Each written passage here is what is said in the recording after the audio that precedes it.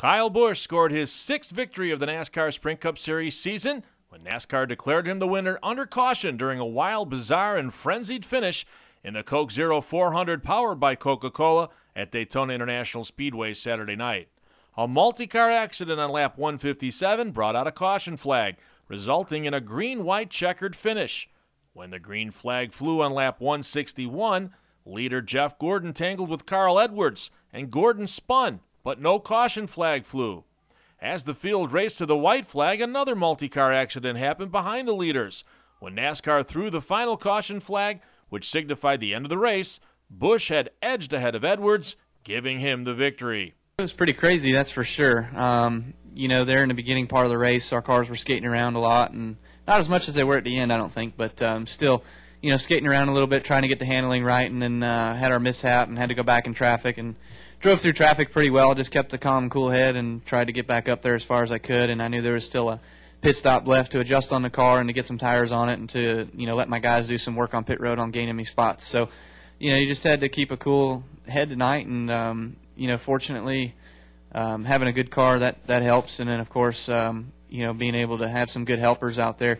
Matt Kenseth, I really got to thank him for there at the end of the race. If it wasn't for him getting in behind me there and pushing me, and then my brother got behind Carl there, and I knew the 17 was better than what the 2 was, so I had better help than the 99, but still the 17 was strong and helped us.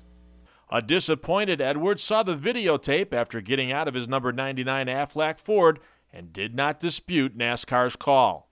Man, I'd have given anything to be able to run at least down to the end of the back straightaway, but that's the way it went, and Kyle did a great job. They were real fast. That was a little nerve-wracking there before they announced the winner. But I don't know what to tell you. Second place is second place. Really wanted to win. The victory was Busch's first in the Cup Series at Daytona and his second consecutive on a restrictor plate track after winning at Talladega Superspeedway in April. Busch also redeemed himself after finishing second to Jamie McMurray in the second closest finish in NASCAR Sprint Cup Series history in last year's Coke Zero 400. I know how Carl feels, that's for sure, but I was just trying to figure out everything that I was going to do there on that last lap coming back to the front straightaway, because I remember what happened last year and how I lost it there, and was just going to plan on what I needed to do in order to get the that 18 car to the stripe first. So a lot of that thought was going on actually before that caution came out. And then once that caution did come out and I saw I was leading, I was just like, all right, I think we won, but we weren't sure. And Carl and I were riding side by side for a whole nother lap and just not knowing. Matt Kenseth scored his best Daytona finish in 18 attempts after he brought home the number 17 Ford to third. Kurt Busch, who started 36th, finished fourth, with David Reagan rounding out the top 5. Jeff Burton, who sat 64 points behind Busch in the standings coming into the weekend, was involved in a multi-car accident on lap 141. Burton, who had finished in the top 15 in the previous 23 consecutive races, wound up 37th and fell to third in the standings.